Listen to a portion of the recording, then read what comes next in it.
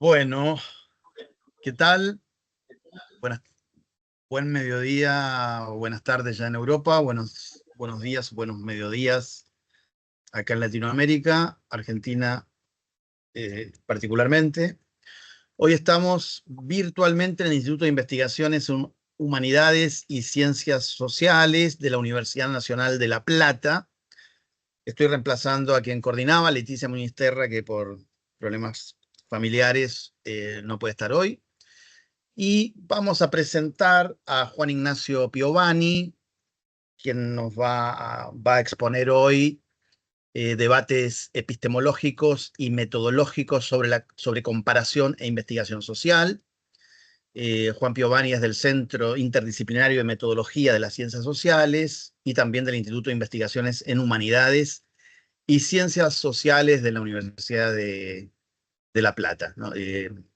Juan es además doctor en ciencias sociales, en investigación en ciencias sociales, máster en investigación social y métodos estadísticos avanzados, licenciado en ciencias políticas y relaciones internacionales, es investigador principal del CONICET, así que, y sus temas de investigación son teorías de los métodos y técnicas de investigación en sociología.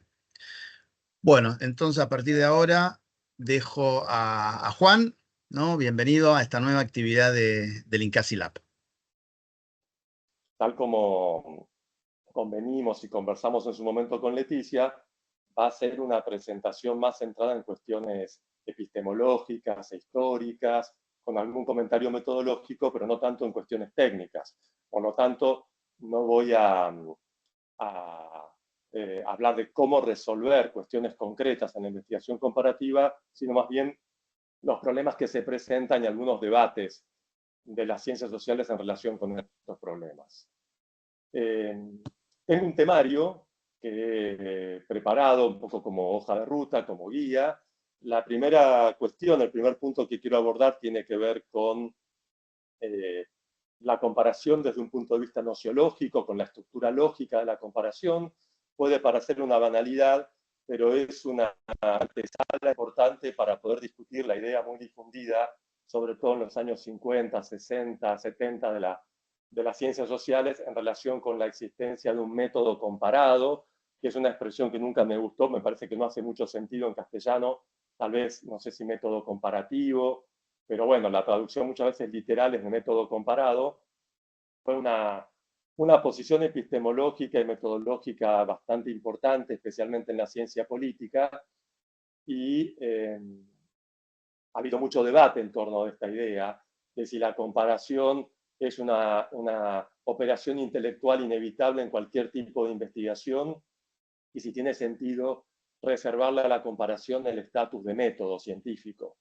Si puede englobar todos los aspectos que están presentes en una definición de método en relación a conjunto de conceptos conceptuales y operativos e instrumentales articulados que tienen un sentido y una lógica determinada. Entonces, bueno, este es el segundo punto. Hay un tercer punto que tiene que ver con dónde queda la comparación si nosotros renunciamos a la idea de comparación como método. Esto, bueno, se relaciona con este cuarto punto de los estudios comparativos, las comparaciones cross-national y cross-cultural, los estilos de comparación, los enfoques comparativos, y finalmente quiero abordar un poco los problemas de comparabilidad y equivalencia en la comparación cross-national, porque me parece que los trabajos que se han hecho en el marco de INCASI se pueden encuadrar especialmente, no todos, pero la mayoría, en la tradición de la investigación cross-national, sobre todo porque muchos trabajos apuntan a comparar algún tema específico en diferentes países de los que la red INCASI cubre. Entonces, bueno, vamos a la siguiente, por favor, exactamente. Comparar la definición nociológica de la comparación implica la confrontación de estados de dos objetos en una misma propiedad o en varias propiedades o de un mismo objeto en distintos puntos de tiempo. Los elementos de la estructura lógica de la comparación implican objetos. Los objetos obviamente pueden ser instituciones, pueden ser individuos, pueden ser países, pueden ser sistemas políticos, etcétera, etcétera. Las propiedades, copropiedades conceptuales que nosotros traducimos en variables, los estados, que son los valores que le asignamos a través de una definición operativa a un caso particular en estas propiedades, y digo eventualmente puntos de tiempo, porque hay formas de comparación que no incluyen referencias temporales. De hecho, la comparación puede ser sincrónica, que es la que tradicionalmente ha sido más habitual en las investigaciones de INCASI, cuando se comparan dos objetos en relación con una serie de propiedades específicas en un mismo punto de tiempo, es decir, que el punto de tiempo es el mismo para todos los objetos de comparación, pero puede haber, como decía, comparaciones acrónicas, cuando no hay referencias temporales específicas, puede haber alguna hipótesis de una universalidad de esa situación de comparación y por lo tanto es independiente de tiempo y también de espacio. La comparación diacrónica, acá es donde entra la posibilidad de comparar un mismo objeto, es decir, que no siempre la comparación exige que haya dos objetos diferentes. Nosotros podríamos comparar, por ejemplo, España en el inicio del periodo de la democratización con la España actual, o podríamos comparar en Argentina también dos periodos históricos diferentes. Y también hay comparación asincrónica, que ha sido muy importante en la investigación comparativa. El famosísimo texto de Ted Skopol sobre las revoluciones es un tipo de comparación asincrónica, porque compara revoluciones que se desarrollaron en distintos marcos temporales, la Revolución Francesa, la Revolución China, la Revolución Rusa. Entonces, hay propiedades comunes, por ejemplo, el rol del proletariado o el rol de la burguesía, el nivel de desarrollo económico, el grado de industrialización, pero los momentos en los que ocurren estas revoluciones son diferentes. Por lo tanto, no se usa un mismo punto de tiempo para todos los objetos, ni puntos diferentes para un mismo objeto, sino puntos diferentes para diferentes objetos. Si pasamos a la siguiente, Cristian. Bueno, entonces, definida así la comparación como una operación intelectual que tiene estas características, es difícil pensar que haya investigación social sin comparaciones. Y de hecho, esto es algo que se ha dicho en muchas ocasiones. Por ejemplo, Durkheim era un ferviente defensor de la idea de que la investigación social, sociológica, es por definición comparativa. Y sus grandes trabajos, por ejemplo, el suicidio, es un trabajo que está lleno de comparaciones. De hecho, en las explicaciones sobre por qué varían las tasas sociales de suicidio en diferentes contextos y en diferentes grupos sociales, él produce algunas famosas comparaciones acrónicas, que es las que yo dije, las que no tienen referencia temporal, ¿no? Cuando dice, por ejemplo, la diferencia entre varones y mujeres en relación con la capacidad o la posibilidad de vivir con autonomía fuera de una pareja establecida, ¿no?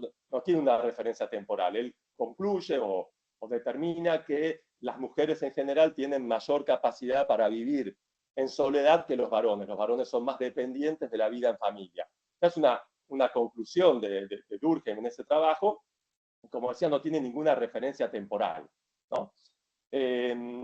Pero más allá de esto, especialmente en el campo de la ciencia política, se ha defendido la idea de que la comparación tiene el estatus de método. Y entre todas las elaboraciones en torno del método comparado, una de las más articuladas e influyentes es la del politólogo holandés Leiphart, que parte del supuesto de que la ciencia tiene por objetivo controlar empíricamente hipótesis. Es una concepción muy clásica, muy tradicional de ciencia, y lo que plantea Leiphart es que hay diferentes formas de controlar empíricamente hipótesis y que estas formas se pueden ordenar de acuerdo con la potencia que tienen para el control empírico e impersonal de hipótesis, poniendo en el primer lugar, en el ápice, podríamos decir, de los métodos científicos al método experimental. Leiphart, y en esto obviamente hay un consenso bastante amplio, cree que es el método impersonal por excelencia y la forma más potente de controlar una hipótesis. por la posibilidad que tenemos de manipular o mantener constante propiedades en una situación artificial de laboratorio. Le sigue en importancia el método estadístico, así lo llama él, luego el método comparativo y finalmente el estudio de casos. En la formulación de Liebhardt y en gran parte de la literatura metodológica de la ciencia política, el método comparativo en realidad es una variante del método estadístico con la diferencia de que suele trabajar con pocos casos y muchas variables. Esta es la particularidad, pocos casos y muchas variables. Mientras que el método estadístico, pensando en investigaciones sociológicas, trabajan en general con muestras mucho más amplias y mayor focalización de propiedades. Esta perspectiva de definición de la comparación como método ha sido objeto también de muchísimas críticas. En primer lugar, nosotros sabemos que en la ciencia política no todas las investigaciones son de carácter comparativo en estos términos. Y por otro lado, en muchas otras ciencias sociales, pero también en las ciencias naturales, hay muchísima investigación comparativa. Por otro lado, si nosotros consideramos a la comparación textual, no hay ningún método que no implique comparaciones. Porque, por ejemplo, el método experimental exige comparar resultados en puntos de tiempo diferentes a partir de la deliberada introducción de un estímulo, de un cambio en la situación experimental. Las investigaciones estadísticas, nosotros sabemos, exigen comparaciones, una matriz de datos de la estructura de filas por columnas. Cualquier análisis estadístico que nosotros hagamos se basa en la comparación entre los resultados, los datos que nosotros hemos introducido en las celdas de la matriz. Y lo mismo sucede en los estudios de caso, sobre todo lo que se llama comparación interpretativa, ¿no? Por ejemplo, estudios que son referentes y clásicos de la sociología, como la investigación de Durkheim sobre el desarrollo del protestantismo, es una forma de comparación, una comparación que a veces se llama interpretativa y cuyo objetivo es determinar la especificidad de un fenómeno en un contexto, pero que no se puede hacer sin comparar. Entonces, todas estas críticas y estos elementos han llevado a muchos y muchas epistemólogas y metodólogos a poner en cuestión la idea de que la comparación sea un método, ¿no? Pero aún así, podemos pasar a la siguiente, hay una cuestión también importante que tiene que ver con que un hecho es que la comparación sea una operación intelectual inevitable en cualquier proceso de construcción de conocimiento en el marco de la ciencia, pero también muy presente en la vida cotidiana. Y otra cuestión diferente es que haya investigaciones, estilos de investigación, tipos de investigación, que pongan a la comparación como su objetivo principal. Entonces, entre una situación, podríamos decir, de base, que es la idea de pensar a la comparación como una operación intelectual inevitable en la investigación científica. Y por otro lado, en el otro extremo, la idea de que la comparación es un método específico de la ciencia y que entonces está reservada solo para ese método, hay muchas situaciones intermedias, podríamos decir, en las cuales la investigación, independientemente de los métodos que se utilicen, cuantitativos, cualitativos, triangulaciones y demás, tiene un objetivo cognoscitivo explícito de comparación. Y sobre todo de comparación de sistemas complejos, de variables complejas. Entonces, muchos defienden, y acá yo cito a Sartori, la idea de que aunque nosotros renunciemos a la perspectiva que le asigna la comparación el estatus de método específico, igualmente podemos pensar en estudios comparativos, en investigaciones comparativas que tienen su especificidad, que tienen este objetivo explícito de comparar y por lo tanto no es un método en sentido estricto, sino un tipo de investigación. Y en este tipo de investigación, el diseño de la investigación en todas sus dimensiones y facetas está guiado, está orientado por el objetivo central de comparar. Esto va a impactar en la forma en que se definen las unidades de análisis, en que se seleccionan las muestras, en que se seleccionan los indicadores, en las que se construyen definiciones operativas, etcétera, etcétera. Es decir, que este tipo de investigación requiere de un marco teórico que sustente las comparaciones sistemáticas, que las haga inteligibles, que las haga posible, que las ilumine, pero también exige decisiones metodológicas e instrumentos técnicos específicos que las vuelvan operativas, que las hagan posibles. Ahora bien, justamente la crítica a la idea de que existe un método comparado se relaciona con que, en términos metodológicos, los estudios comparativos no se limitan a una única estrategia metodológica. Nosotros conocemos, nos encontramos muy frecuentemente con investigaciones estadísticas que se encuadran en cierto sentido con lo que Leiphart llamaba método comparativo o método comparado, que son comparaciones de países, de pocos casos, con muchas variables utilizando datos secundarios. Y este tipo de investigaciones también son promovidas por agencias internacionales y son muy utilizadas para hacer diagnóstico, para pensar políticas, pero esto no significa que toda la investigación comparativa se reduzca a la investigación, a la comparación sobre la base de datos estadísticos secundarios. Se pueden hacer comparaciones con distintas estrategias metodológicas. Ahora, en las investigaciones que requieren de ámbitos o contextos diferentes, sobre todo países diferentes o culturas diferentes, dan pie a un tipo particular de investigación comparativa que es muy significativa en las ciencias sociales y que es la comparación transcontextual. Sobre todo en el caso de lo que conocemos como estudios cross-national y estudios cross-cultural. Si pasamos a la siguiente. Ahora bien, yo voy a volver sobre los estudios cross-national y cross-cultural, pero muy brevemente quiero decir que hay muchas formas de pensar y de clasificar los estudios comparativos. Por ejemplo, Marradi habla de los estilos de comparación y construye esta tipología teniendo en cuenta el tipo de objetos, si se comparan individuos, si se comparan unidades territoriales, si se comparan sistemas complejos, y el hecho de que haya una recolección sistemática de información. Yo acá me permito disentir, en realidad esto puede ser también un problema de traducción. No es que haya una recolección sistemática de información, sino que haya una recolección de información de carácter estandarizado y si estas informaciones se analizan o no con técnicas estadísticas. Y esto da pie a una serie de estilos de comparación de tipo micro, de tipo macro, de tipo ecológico, con recurso a técnicas estadísticas o no, pero también, si pasamos a la siguiente, las investigaciones comparativas se han clasificado de acuerdo a sus fines, los llaman enfoques comparativos, si son comparaciones nomotéticas, si son comparaciones de alcance medio, si son, en contraste con las nomotéticas, comparaciones que buscan limitar la generalización, investigaciones orientadas a los estados, investigaciones comparativas ideográficas, difusionistas o interpretativas. Este es un poco como el marco general de los enfoques comparativos, y ahí hay una serie de características, qué grado de generalización tienen, si hay explicación causal o no, cuál es el ámbito de la investigación, si se trata de muchos casos o de pocos casos, si hay equivalencia a las propiedades, etcétera, etcétera.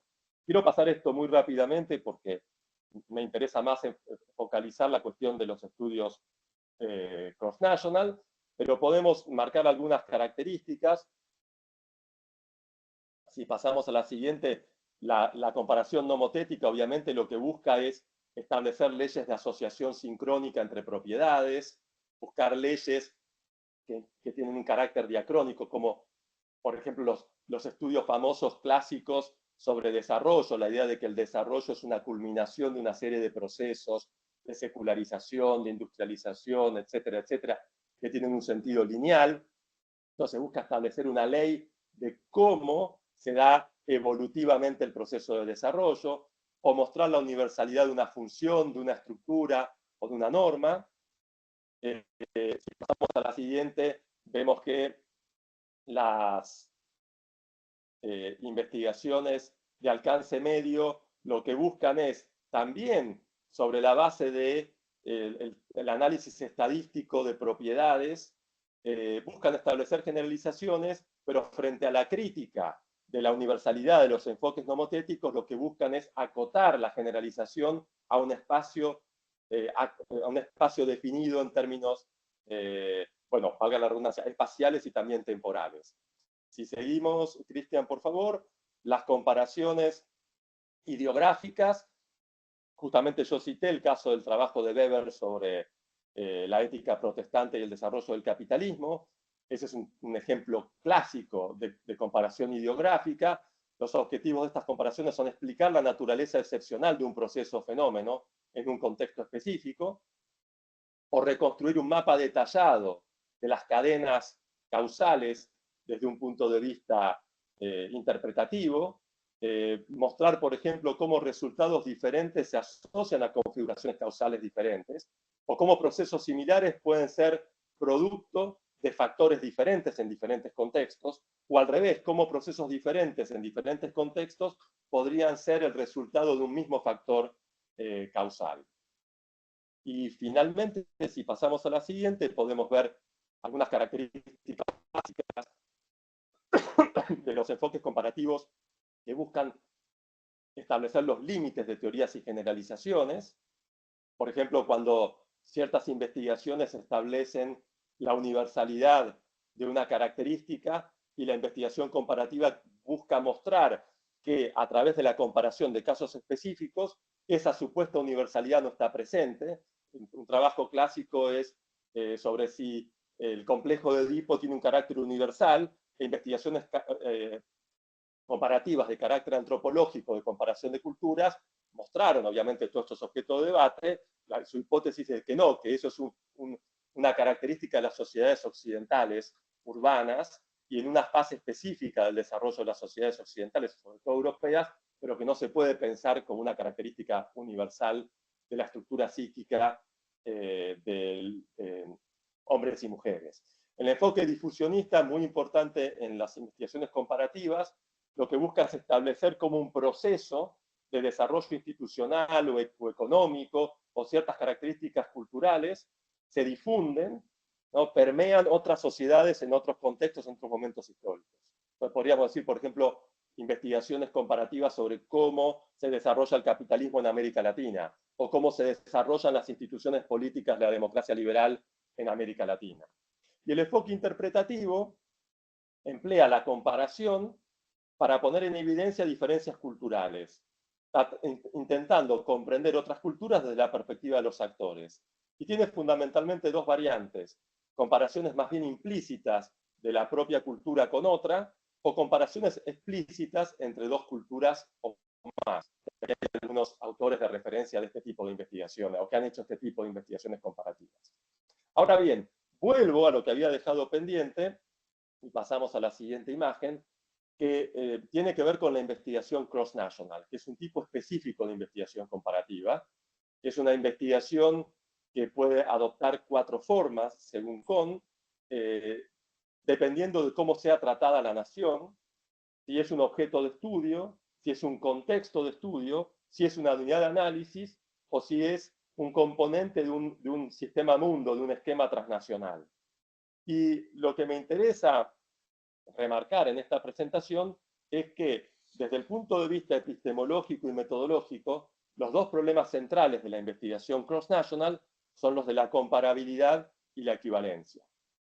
Si pasamos a la siguiente, vemos que hay una definición muy banal, muy clásica, elemental de la comparabilidad, que implica que los objetos son comparables cuando tienen al menos una propiedad en común. Esto obviamente pone en cuestión la famosa frase: estás comparando peras con manzanas, porque efectivamente, si la idea es que estás mezclando, haciendo una mezcla un poco inconsistente, tiene sentido, pero desde el punto de vista estricto de la comparación, las peras y la manzana son perfectamente comparables, porque se puede comparar su porcentaje de fructosa, o se pueden comparar su precio en el mercado, o la producción en toneladas que tienen distintos países de las distintas frutas, o un mismo país en distintos momentos del tiempo, cómo evolucionó la producción de una fruta y la otra.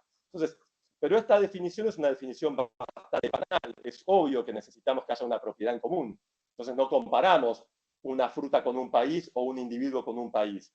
Pero más allá de esta definición, hay un debate enorme en torno de la comparabilidad. Y este debate ha estado en general polarizado entre quienes creen que la comparación no es posible sobre todo cuando se trata de comparar culturas, el clásico texto de Winch sobre la imposibilidad de traducir culturas, pero también hay investigaciones lingüísticas que sostienen la tesis de la intraducibilidad.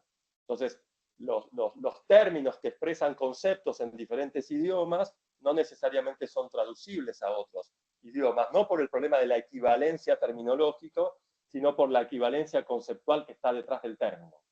Y por otro lado, hay quienes defienden la viabilidad de la investigación transconceptual comparativa, y en este marco, lo que sí obviamente sostienen es que la investigación comparativa transconceptual tiene enormes desafíos de contextualización y dificultades operativas. La equivalencia de poblaciones y muestras, cuando nosotros queremos comparar la diferencia de objetos, no es tan lineal y no es tan automática, incluso en cuestiones que pueden parecer prima facie relativamente autoevidentes. Yo quería acá dar un ejemplo muy breve de una investigación en la que participé sobre sistemas científicos de Chile, Argentina y Brasil. Fíjense que estamos hablando de algo muy específico, que es el sistema científico. Estamos pensando tres países que son relativamente similares entre sí, en cuanto a procesos históricos, etcétera, niveles de desarrollo, etcétera. Y sin embargo, cuando había que definir las poblaciones y había que definir las muestras, se enfrentaron desafíos muy importantes que tienen que ver con las formas en que los sistemas científicos de cada país se organizaron. El caso de la presencia del CONICET en Argentina, que no tiene un equivalente directo en Chile y en Brasil, y el hecho de que haya una carrera de investigador, entre comillas, profesional, frente a una figura que es la de docente investigador, que obviamente tienen aspectos en común, pero las equivalencias no son automáticas. Y por otro lado, si pasamos a la siguiente imagen, la investigación transconceptual tiene un problema enorme de equivalencia. A mí me gusta mucho esta frase de Osgood porque creo que captura de manera muy simple el problema de la equivalencia, que es más allá de las equivalencias superficiales, cuando realmente lo mismo es lo mismo, cuando a veces lo mismo en realidad no es algo diferente, y cuando lo que vemos como diferente efectivamente es diferente. Quiero decir, esto, por supuesto, detrás de las equivalencias superficiales. Nosotros podemos tener, yo ahora voy a dar un ejemplo, situaciones que aparecen como equivalentes desde un punto de vista de los datos estadísticos, pero que pueden representar fenómenos completamente diferentes en contextos también diferentes.